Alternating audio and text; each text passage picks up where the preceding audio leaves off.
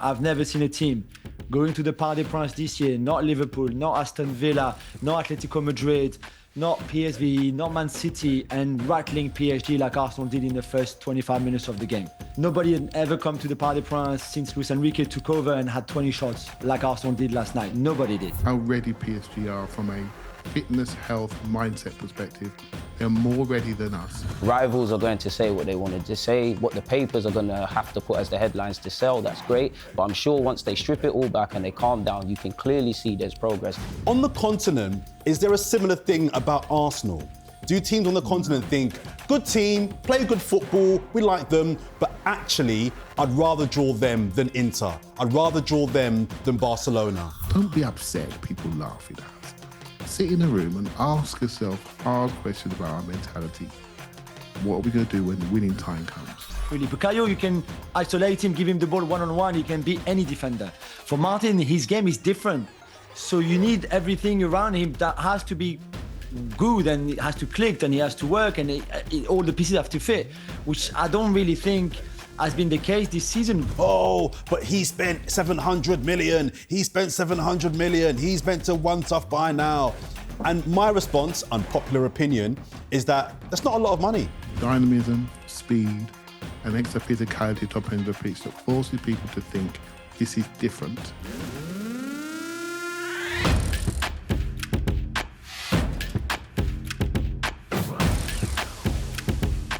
Hello and welcome to Inside Gooners, talkSPORT's dedicated Arsenal show. It was a gutting night for all of us in Paris. We're going to get into all of what happened over these two legs, what could have been done differently, where we are as a club right now, and what the future might hold. I'm Jordan Jarret-Bryan. I'm very, very pleased to be joined by CJ, the Deluded Gooner, Clive Palmer, and Julien. So, gentlemen, look, we're going to get into the bones of this particular tie in two legs over the course of the next hour or so. But just first, I want to get your initial feelings. I'm feeling a bit raw, not going to lie. I feel a bit tender right now. Let's start with you, CJ. What's your initial feelings the night after going out of the Champions League? Well, initially, disappointment. We all know how our season has gone in the other competitions. This could have been our shining light. And, you know, after the performance against Real Madrid in the stages before, it would have been nice to win the Champions League. It would have been nice to overcome the deficit in the first leg. It's disappointing, but I'm kind of somewhat proud of my boys. But, you know, when you get so close and you're so far, you can't help but be disappointed. But we lick our wounds and go again, Jordan, man. Clive, anger, frustration, disappointment, pride. What's the feeling? Yeah. All of those things. You know I don't get angry too easy, right? You know me well enough. That's why you put that word first, Jordan. I know your game. So I get philosophical too quickly for some people, but in the end, we gave it everything. In that first 20, 30 minutes, that was our best shot, right? And we were pressing onto them, we were rotating in wide areas, we were pushing our fullbacks on. We were getting shots on target in set plays and open play. And I'm thinking, well, this is it. But we all knew, deep in our hearts, we had to have something in that period because we knew offensively we haven't got that offensive stamina to keep going, to keep producing that level of quality. And so, although I saw our team for a period, I saw the best that we have, but that is the best that we have in the highest level of football there is in the world. And it wasn't quite enough. We have to accept that. No, we're going to get into that. Julien, talk to us. Is it mixed feelings for you? Or are you very, very clear in how you feel the night after? No, it's a bit mixed feeling. As you know, half of the family is very much Arsenal and the other half is a bit more PSG. And I was gutted for Arsenal because I think like Clive just rightly said, you had your moment, you had your chance there. And really, if you look at it quite simply, really, and I know it's more complicated than that, but Arsenal lost this tie in the first 15 minutes at the Emirates in the first leg and in the first minutes at the Parc des Princes in the second leg. This is where the difference is in terms of being clinical and efficient. And when you are on top, making sure that those moments count, really. And I think for me, the key moment is the Donnarumma save on Odigard last night, on Wednesday night, because I think if that goes in, and really, I think against 99% of goalkeepers at this level, it goes in, then the rest is completely different. And yeah, Donnarumma make that save. And after that, he really felt in the stadium, I don't know if any of you were in the stadium, but in the stadium, it felt like everybody around me was like, this was the moment, really. Those first 15 minutes after that, PSG could have scored 2 easily, even before the Fabian Ruiz one. I think for me, it was, I was very optimistic going into the game. Paris Saint-Germain, gentlemen, are a very, very good, accomplished team. And that's, I think, the key word now. It's been mentioned how much of a team this group of players are, as opposed to in previous years. But I was confident that Arsenal could step it up and put some pressure on this Paris team. I thought Arsenal would get the job done. Wasn't to be. I'm going to get more of your thoughts, gentlemen, on the game and dissect it in just a moment. But the manager, Mikel Arteta, had some comments after the game which have divided the fan base in terms of his view on the match. Let's hear from the gaffer and hear what he had to say. First of all, congratulate PSG for being in the final. Talking about merits, I think we deserve much more. When you analyze both games, who's been their best player, their MVP, has been the same player, the goalkeeper. And the Champions League is decided in the boxes, and he's won the game for them, because obviously today, after 20 minutes, and what happened in London as well, the result should have been very different. So I can take a lot of positives, and I'm very proud of the team. You have to arrive in the competition at this stage with your full squad, full available, in best condition. We haven't got that. So let's put that aside. It's still the team that I've seen today against probably one of the best, or not the best team in Europe. It gives me so much pride, but at the same time I'm so upset, so annoyed that we didn't manage to do it.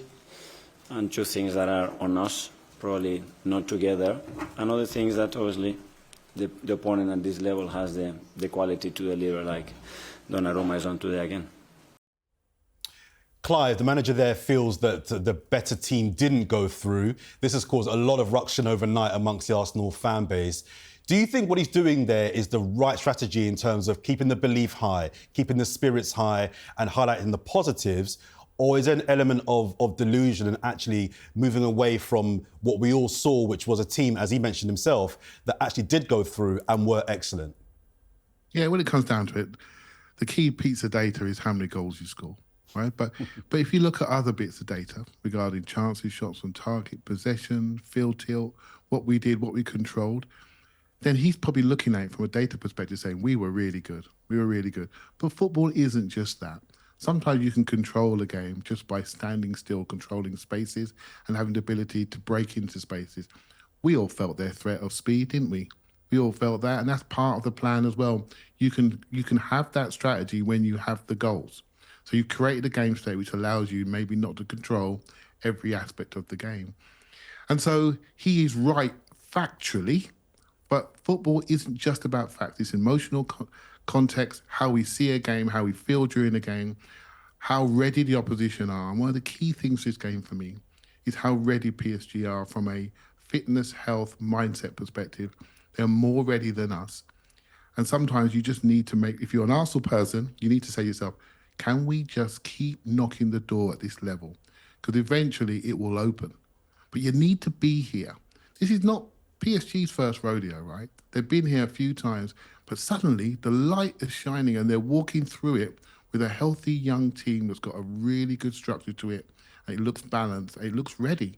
But that's taken a while, and it's hard today, right, to sort of say that out loud, even listen to myself. But it is the right way to go about it. But the really key thing is, we all know what's wrong. It's the easiest analysis in the world. But are the right people listening, and are they hurting enough to make the changes that we all want to see?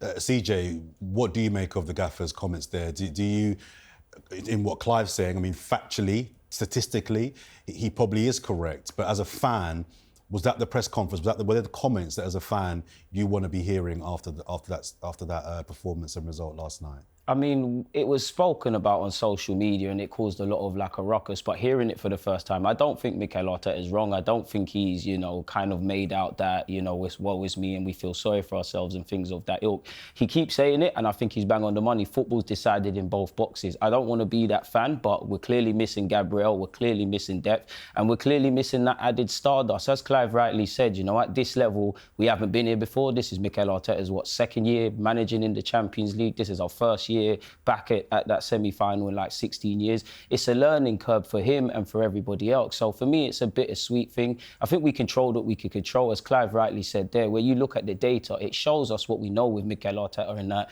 he can have a game plan, he can kind of mitigate against an opposition. There's no coincidence. We got Thomas Partey back, Marino went up front, Rice back within the 8, and that first 20 minutes was blisteringly good from us, but we didn't take our chances, and unfortunately in the 27th minute, that's where we conceded a goal. I won't quite say heads dropped. I think for the large part of the 2 legs, we've competed, but goals have to be decisive, and I think Clive said it there, and he's bang on the money.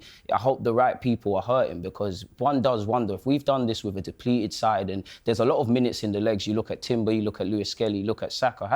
If we do what we need to do in the market and we're here next year, then the world's our oyster. It's a learning curve. I know fans won't want to hear it because it's another one of being close, but not quite close enough.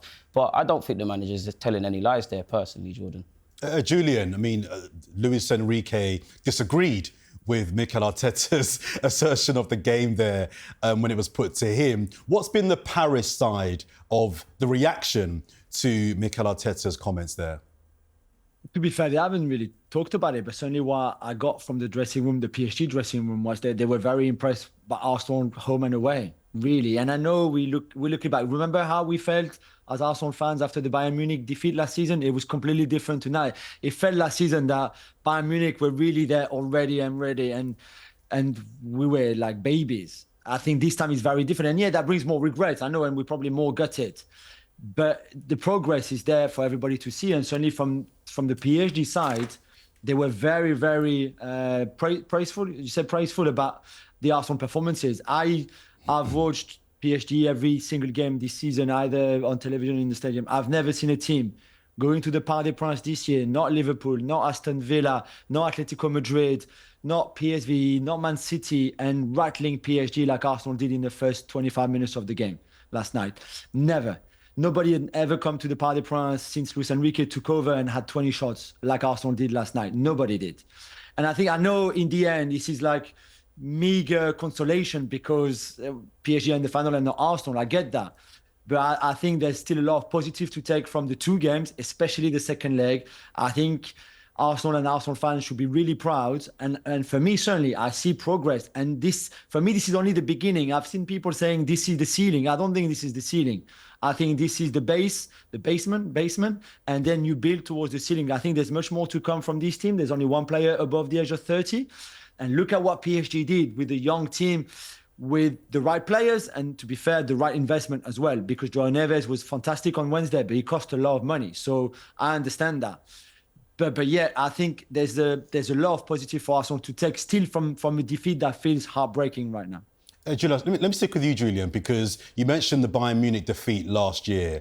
And my kind of assertion or conclusion after that defeat was there's an element of European heritage that's required for teams before you kind of lift the trophy. I use the example of Chelsea had to go for a few semi-final heartbreaks, I think a final defeat before they won theirs. Manchester United lost plenty of quarters and semi-finals before they won theirs in the current format. You know, with Manchester City, you have to pay your dues. There's a certain level of heritage you've got to build up in the bank. Absolutely. And it just feels like, if we talk about Paris for a second, it feels like Paris are maybe just slightly ahead in, if you like, paying your dues, knocking on the door. I think Clive mentioned earlier on. You know, how does it feel for Paris Saint-Germain supporters now that they're in another final? And do they feel like this is our time now? Yeah, I think there's a bit of that, although the season didn't start well in the Champions League. They had 1 win after 5 games, and there was a point where before the Man City game where it looked like PSG might not even qualify to the playoffs in itself. But they've turned things around because he clicked at the right time, because Luis Enrique had exactly in his mind the right process and the right path on how to get to where they are now, collectively, individually, how you get the right mentality, the right team spirit. But it took some time to get there, really. But now it also feels, like you said, that to have reached 4 semi-finals in the last 6 seasons has helped them really in these top 2 games against Arsenal to face Dortmund last season in a semi-final where PSG were massively favourite, and I think took the game for granted before playing them even. To lose to Dortmund was a huge disappointment, especially with the second leg in Paris again last season. And they learned a lot from that. And if you don't reach that, then you don't learn. I really think that Arsenal learned a lot from the Bayern Munich disappointment last season. And we've seen that in this campaign in Europe. And they will learn a lot from this semi-final heartbreak again and be better for it next season.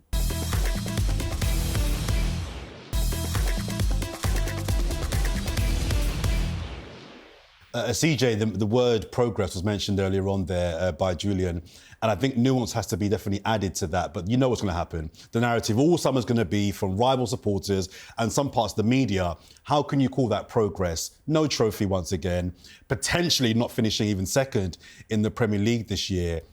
Do you agree with Julien that there has been progress if you kind of look at some of the nuance involved beyond those hard stats? Or actually, if you're trying to win a trophy, you have to live and die by those statistics and that data that says, well, second, third or fourth this year, that isn't progress? I mean, progress is never linear, as we all know. You're going to have bumps and bruises. I think some internally at the club will probably reckon a lot of it self-inflicted, probably going to what we did and didn't do in the summer and maybe being reactive with injuries and stuff like that in January. It is progress. It's definitely progress in the Champions League. You know, you go back to last year, we're accustomed to getting battered by Bayern Munich. We equipped ourselves, probably got stage fright in Germany in whichever leg that was. You know, Julien said it, you know, who's come to the Parc de France and had 20-odd shots against PSG, had them living dangerously like they did in the first half. Our problem now is to get over the line. You've got to take these chances. The data has showed us, and I think for a number of a minute now, Mikel Arteta has shown he can compete in big games. He can stifle teams. Our top 6 record shows that. The Real Madrid result shows that. To go to the next level, it's literally just about getting over the line. That's how you paint the narratives. I mean, as you mentioned there, rivals are going to say what they wanted to say, what the papers are going to have to put as the headlines to sell. That's great. But I'm sure once they strip it all back and they calm down, you can clearly see there's progress. The only issue I have is that as a fan, it does feel like we shoot ourselves in the foot because it has been courageous with the injuries and competing, and I can't say the effort wasn't there, but I did feel in the PSG game that it's not that our effort wasn't enough, but our maximum wasn't even PSG's minimum, and that probably does go back to recruitment, and hopefully in the summer we do what needs to be done, but there's definitely progress, Jordan. Clive, let me ask you a question now. I mean, at the risk of getting a really dirty look from Julien here, do you feel that, well, I felt, despite being a very, very good team, Paris are clearly a top team, I don't feel that we really tested and pushed their will and their heart. We've seen in previous years, albeit under a former iteration of Paris Saint-Germain, them collapse with bigger leads. And my thing going into this was, let's test that. But I'm told all week, oh no, it's a new Paris Saint-Germain, it's a new Paris Saint-Germain. So my response was, okay, let's test that. Let's find out behind the talent and the tactics, when it really gets on top, do they really, that Saka miss, I think if that Saka scores that goal that he missed, the one that goes straight across the box, it would have got very interesting. Am I being a little bit unfair to Paris Saint-Germain, or do you feel that actually this was about just one team that over 2 legs and over the competition has proven to have done more than we have? To pressurise a team, you need to score at the right moments. It's really important. And then you see how much a team they really are. So, again, going back to the Madrid game, we had a number of crosses in that game that went across the area, no one to tap it in. If that ends up 0-0, we'll all talk about where's our centre forward. We weren't talking about that because Declan Rice stuck 2 in the back of the net, you know, and that took us to a different place. And when we put the goal distance between them, then suddenly they're not a team anymore. They're a team of individuals because they were put under pressure. They were forced to come back from behind. We weren't able to do that. We were behind from minute 3 of this tie. So from that moment on, we are forced to put pressure onto them from a position that we're not normally behind that early. I mean, it shook us to silence at the Emirates, didn't it?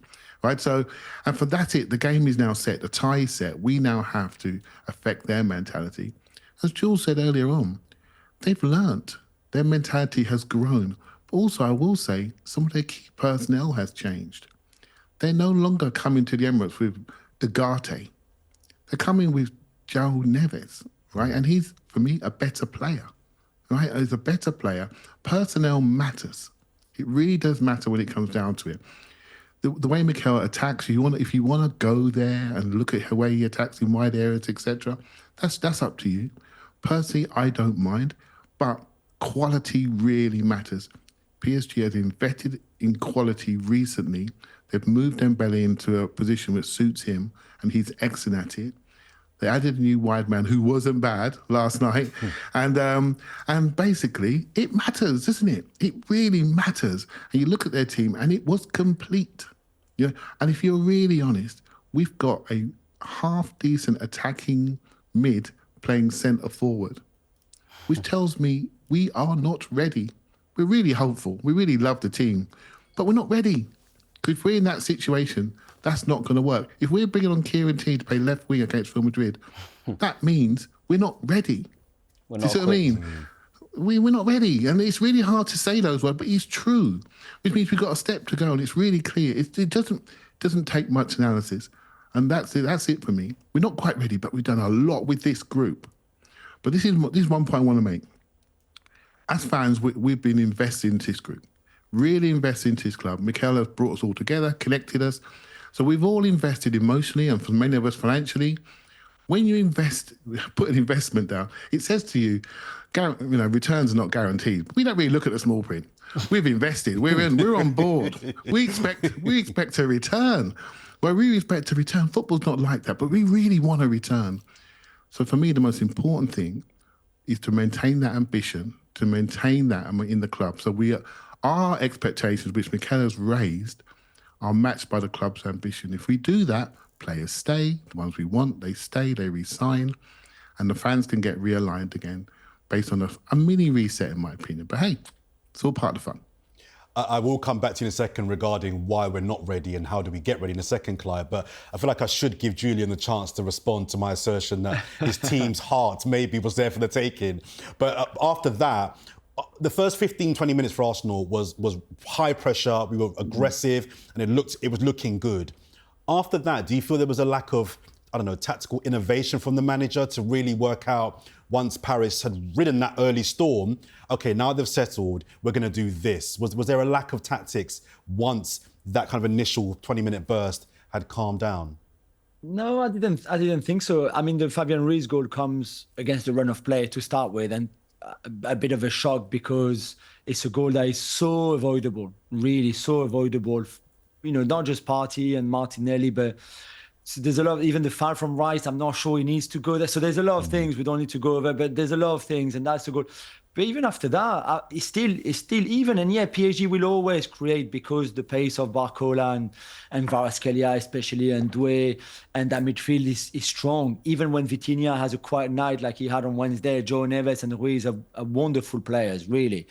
And he worked really well for them. Plus you had a Hakimi, and Nuno Mendes was not maybe so good. So, but I thought Arsenal, and even at 1-0, there's still chances for Arsenal to come back, and there's still a couple of really good saves from Donnarumma in the game. And I agree with you, though, if Saka scores to make it 2-2, then the next 10 minutes are going to be very tense from a PSG point of view, bringing back all the ghosts from the past and all the remontadas and all of that.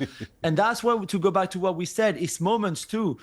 And when you're on top, you have to make it count. It's as simple as that. And I don't think it's an easy chance for Bukayo to score, by the way. I think he sees it late, and Donnarumma is massive, and to come out and to miss the... So you can't really blame Saka, I think, for that miss. But yeah, it's those moments that would have counted the most, really. Let's look forward now, CJ. Clive was talking about expectations earlier on.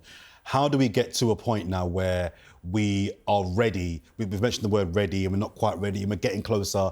How do we ensure that next season this football club has the squad, and again, we'll get to mentality in a second as well, but has the package to be a force that can learn from this and kick on and get to at least a final next year? What needs to be done now to ensure that this team is ready to lift a major tournament, a major trophy next season? Well, I think first things first, Jordan. I think Mikel Arteta has to somewhat reinvent himself. He's seen the company that you kind of have to hang around with from a managerial point of view. Inzaghi's been in the semi-finals, Luis Enrique and so on and so forth. So I think he has to kind of reinvent himself, if I'm honest. I think Mikel Arteta has shown me he can plan for a game, he can control the fine margins, maybe has to facilitate, especially in the final third. That quality is one thing, and recruitment is clearly what we need. But facilitating our attackers in attacking positions, I know it's not the same, but but I remember someone like Mohamed Salah, he spoke about Arne Slot, told him, you know what, I'll forgive you for your defensive duties if you give me a bit more in an attacking sense. And I understand with the defensive structure that Mikel Arteta wants to do,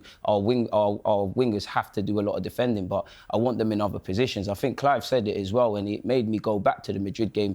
I've got no issues with the fact that we cross and kind of work it from wide areas, but you need someone in the box that ultimately is going to take those chances and put the ball in the back of the net. We all here know goals change games. It changes the dynamics, going back to what you said about Paris Saint-Germain. So I think Mikel Arteta got to go back to the drawing board. I think generally he's got to find a plan for low blocks. I know the manager can never do anything right for all Arsenal fans or any football fan of any, that and things of that ilk, but I do think it's become a bit predictable. Like, in the 80-odd minute is when, kind of not that he's down tools, but he's kind of forgotten what he wants to do.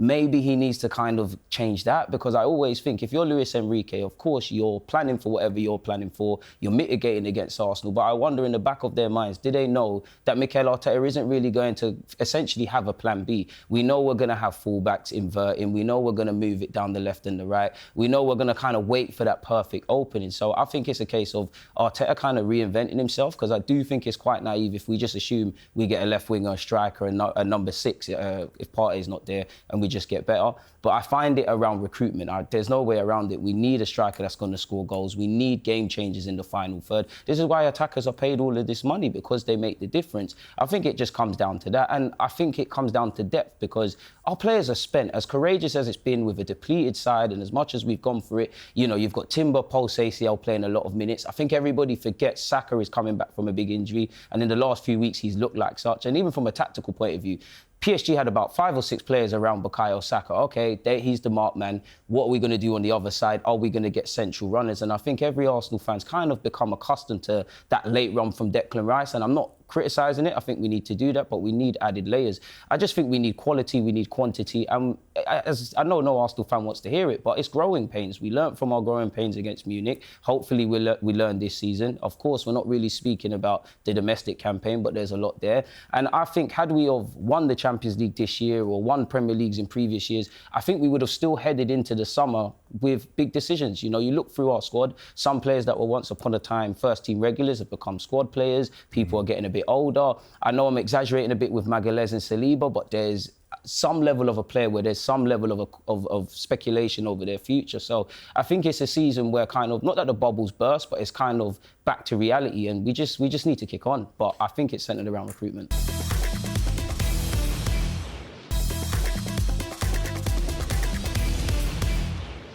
So on recruitment, Clive, let's talk personnel.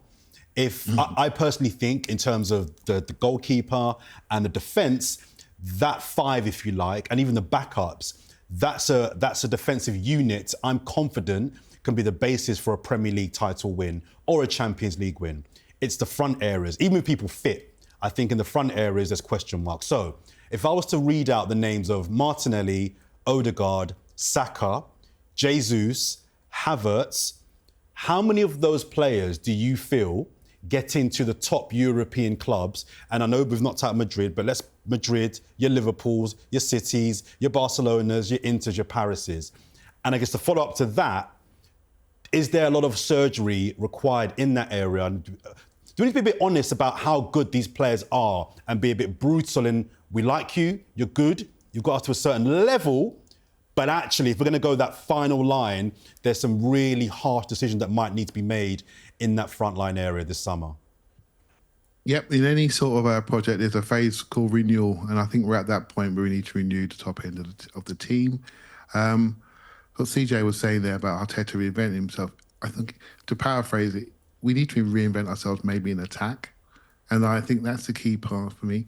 People know what we're doing now. They know our personnel. They've been there for a couple of years. The game moves very quickly. If we know your dance moves, we're going to get there ahead of you, right? And that's what PSG do. And that's what Bayern Munich did. They played 2 left-backs against us last year, remember, on that right-hand side. And they stopped Saka coming inside. We didn't have the power to overcome them on our left-hand side. And here we are a year later answering the same question. And we haven't answered it. But that's okay. So we know that. It can't be year 3.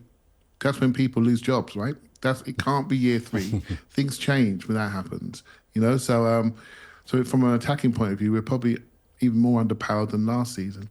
So we have to make changes. And everything's on the table, right? If you want to look at this season, when Jesus went down and Havertz went down, and with Saka coming back from a 4-month, Martinelli in and out, our skipper in and out form-wise, and Trossard, well, Trossard's a good player, but he's a box of chocolates. I don't know what's happening there. 1 minute he's brilliant, next minute I'm not too sure. That's not enough to hang your hat on. So our point of difference is the back end of our pitch. But sometimes, you know, when you're building something, you don't need to take away the base. It's already there. We just need to put the layer on top. And this is the key bit now, and what that looks like. Because over Mikel's sort of tenure, he's bought Jesus, a striker that he knew. I think Trossard, which is a market opportunity and a good player. But he hasn't really invested in attackers per se. Havertz, who's a player I like, was brought maybe to be a second striker midfielder, a more of utility forward. He'd end up being the forward until he broke down. So we need to invest in this area, and I think that will define our identity. Look at PSG's identity now.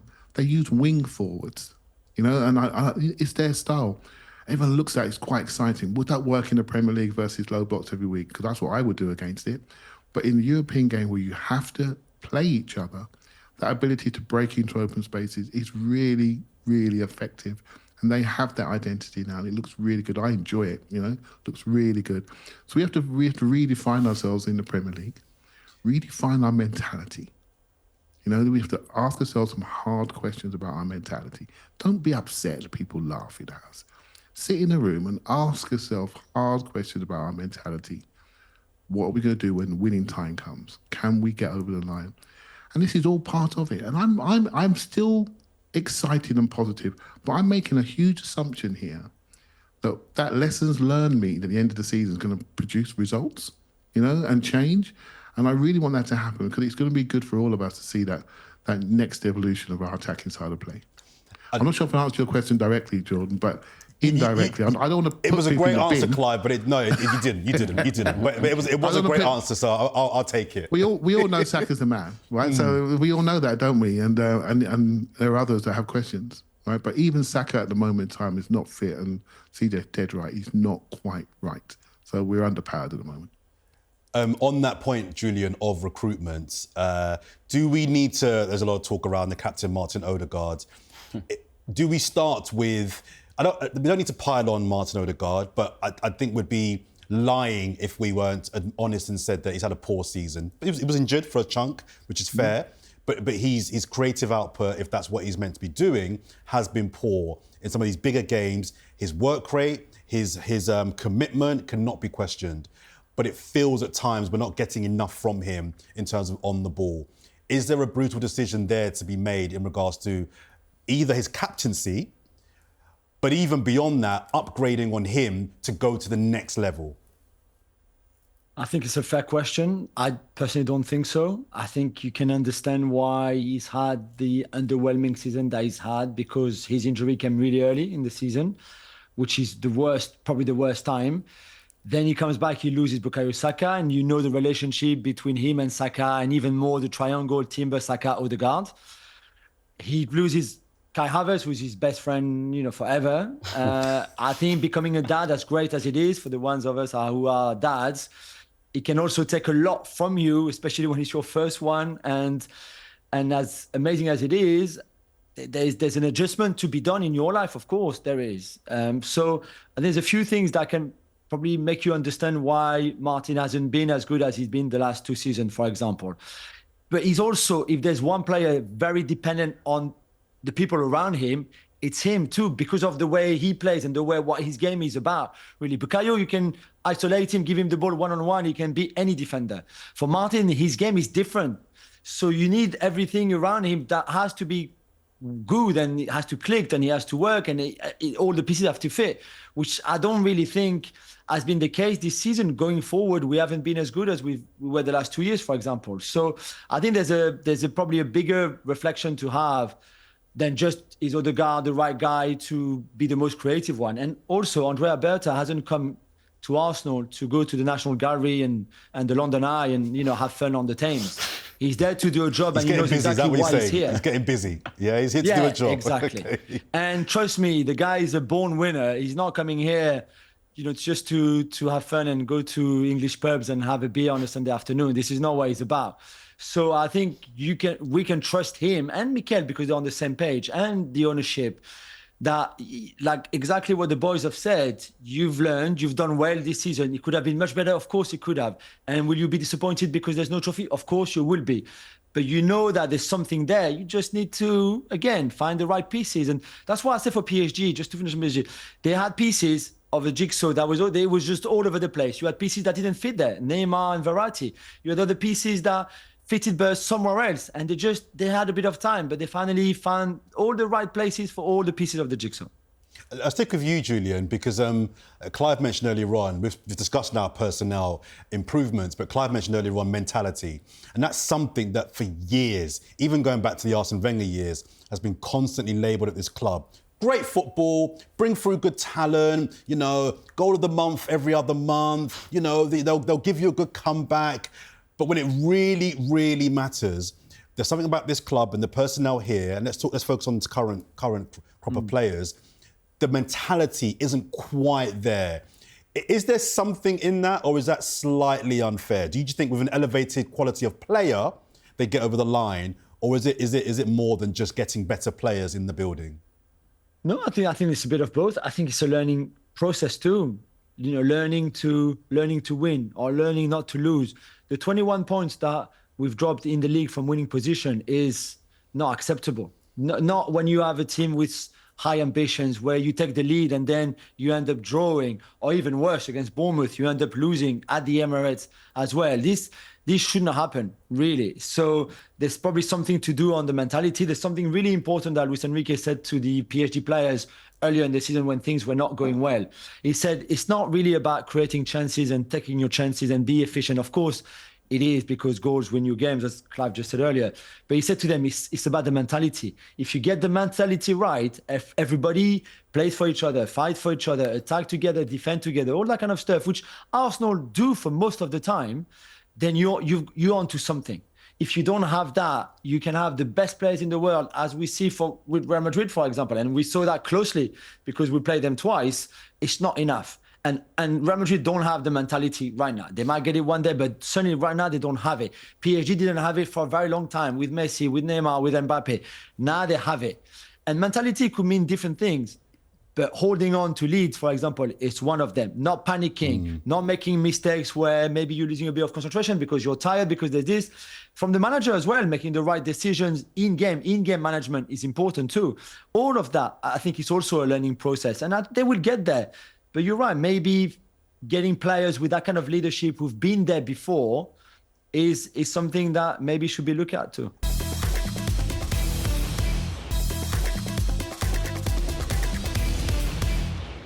CJ, I mean, let's talk about Mikel Arteta now, because it will be going into his sixth season at Arsenal Football Club. He's won one FA Cup at his time here. Big clubs are supposed to be winning trophies. My big frustration for Mikel Arteta, in so much that he's not won a Premier League, that's hard to win. A Champions League, that's hard to win. My frustration is that in going into 6 years now, he hasn't picked up a League Cup or an FA Cup, or even got to a couple of finals. What is the expectation now of going into next season that you place on him? I'm not going to ask you so much, should he stay or should he go? But we're getting to a point now where it's becoming harder and harder to keep saying next year, it's coming. How much pressure now is he under to really get this team over the line? I think he's under a lot of pressure, really. External's one thing. I mean, everyone can see he's a good coach. I actually think he's a very good coach. I've been to the press conferences. I see the way the players are galvanised behind him. I see the kind of aura that he continues himself with. I hear the way he speaks with conviction. And obviously, on the pitch, his tactics are great. I think he's a good coach. I don't know if you're a winning coach. And the only way to become a winning coach is obviously to win stuff. And I don't really have a leg to stand on in that regard. Going back to kind of what Julien was saying in his discussions with Petit, it feels like the devil and the angel, because I can see both sides in the same sense of it does feel like it's coming, But then on the other hand, when you're so close and you've been so good, but you're so far, I can see where the frustration comes from. He just needs to get over the line, if I'm completely honest with you, Jordan. That's the only way to do it, really. And I think a lot of it is with recruitment. I know a lot of people say he's been here for 6 or so years. He spent 700 million, this, that, and the other. And that's great. I really look at it in the last 3 years. So 2022, 23, and so on, where we've really been in fair enough, the first year was unexpected, but we've really been in these kind of conversations. I do think he needs to start winning domestic cups. It does tilt the conversation back into why aren't we getting over the line? Because I was bitterly disappointed with the League Cup performance across the 2 legs against Newcastle.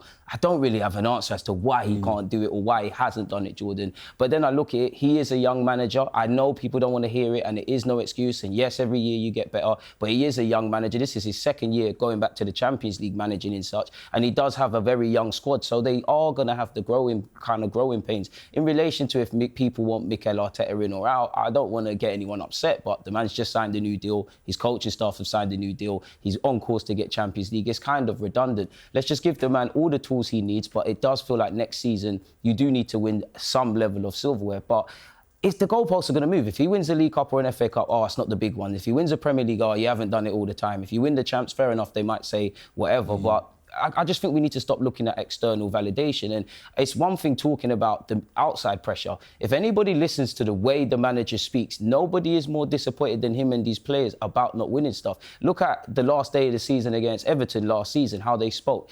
Arteta is bitterly disappointed. He looked like he was on the verge of tears in the image we were shown earlier. So, yeah, he just needs to get over the line and he needs to pick up domestic cups at a minimum. Clive, something else that I often hear from, to be fair, even within the fan base, but definitely outside the fan base is, but he spent 700 million. He's meant to won stuff by now. And my response, unpopular opinion, is that that's not a lot of money. When you think about the team that he inherited, when you think about the teams he was trying to catch to build a team, 700 million in 5 years gets you to compete. That doesn't, when you look at Liverpool, they've got three or four certified world-class players. Manchester City, 5, 6, 7 certified world-class players. I don't know if Arsenal have got that level of player yet, definitely not the quantity. So I don't really buy into the whole, he's spent a lot of money. He needs to spend more money. He's not actually spent that much when you really think about what's needed to build a Premier League winning team. Going into the summer, is there a particular type of player you would like to see Arteta and the board signing to play a particular type of football that you think would kick us on? Yeah, so go back to, I agree with you on the numbers. And you have to think about the start point. He started from a low point and he had to remove people.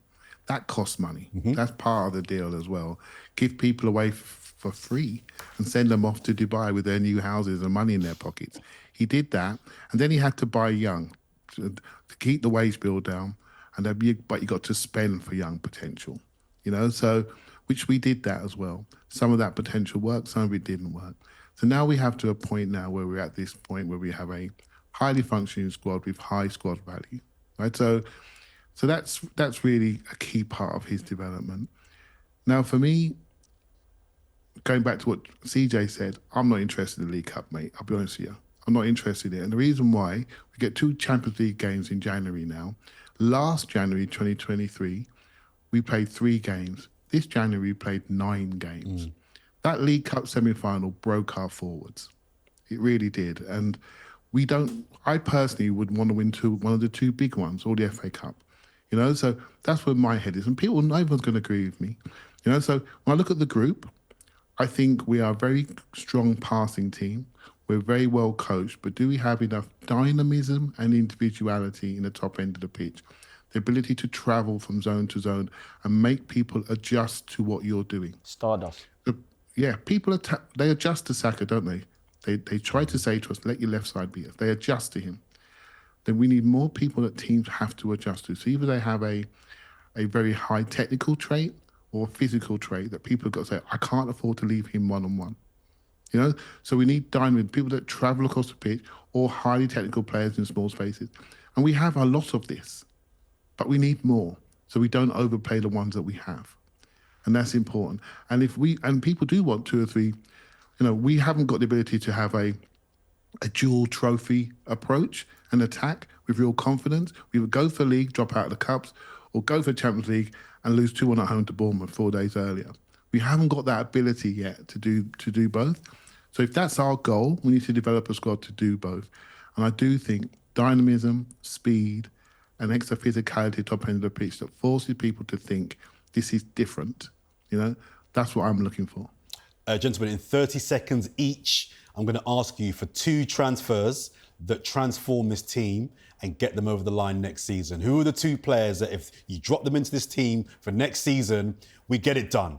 Come on, we're on Islington High Road with the bus, with the trophy. You'll see me acting up, acting stupid, doing the most. I'll start with you, Julien. Two players Arsenal should be need to get them over the line next season.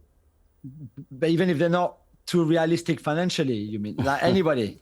No, keep it realistic. Let's keep it relatively realistic, yeah. I think if Isak is realistic, if Alexander Isak is gettable, I think Arsenal should get him, really. If he's not, then I think Gyökeres or even a Benjamin Sesko might be worth a look. But Isak, for me, is the one, really. If again, you look at the forwards market and who Arsenal can get, I think he will tick all the boxes for me. And then I think Zubimendi is done, so it's different. But I would probably look at another midfielder to be in front of that back four, maybe somebody like a little bit younger or somebody a bit more creative, to go back to your point about Martin Odegaard. So just to give you another one, there's people I would love, but I would love Florian Wirtz at Arsenal, obviously. But again, that's not very realistic. So I would give you a young, upcoming French, super talented wonder kid in Magnus Akliouche from Monaco, because I think he would fit so well in this Arsenal team. Nice. Clive, not a French 30 seconds, an English 30 seconds. Sorry. Give me 2 names. You know me better than that, Jordan. I know. I should have come to you last. You sit down, mate, get a coffee. No, I think apart from Donnarumma, I wouldn't mind having him at the moment. But I don't think he's available. I do like Benjamin Sesko, actually. I just like what it offers. But if someone said to me, we're going to go for the 26-year-old in Gyökeres because we want to do something right now, we haven't got time for a project, I could deal with that too, For me, I do like I do think we're going to have creativity, a right-footed creator, because we've got a lot of lefty creators. So I like the kid at Leicester, funny enough, Kudus. I quite like him. I think we have time and room in the squad to develop that player on that side of the pitch. So I think that would be useful. And I do like Gittins at Borussia Dortmund. I think he's very quick, very direct. His game's got real clarity. He's raw, but he has things that are obvious, almost like a Rashford-style player, a younger player. But he can shoot hard. I want people that affect the goal. We've got our Salah, but we haven't got our Mane. Yeah. Do you see what I mean? And that's what we need to have. And that's the next step for us. You've got 12 seconds now, CJ. Who are the 2 players that you would drop into this team? That's enough. You've had enough, CJ. You've had enough time. 2 players you drop into this team that transform this team's fortunes. Gyökeres and Buemo, Ryan Cherky from Lyon. Is that 12? That was under 12, so you've done very well. Thank you. You've played ball. You've played ball. Well done. Thank you very much. You've done us all there. I like Buemo. I forgot that one. Oh, man. Listen, that's all we've got time for today on Inside Gooners. Thank you very much to Julien, Clive and CJ. We'll see you all next time.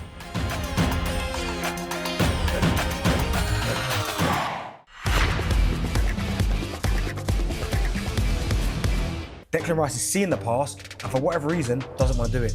Into our basic job. I think it's been really, really poor, really bad.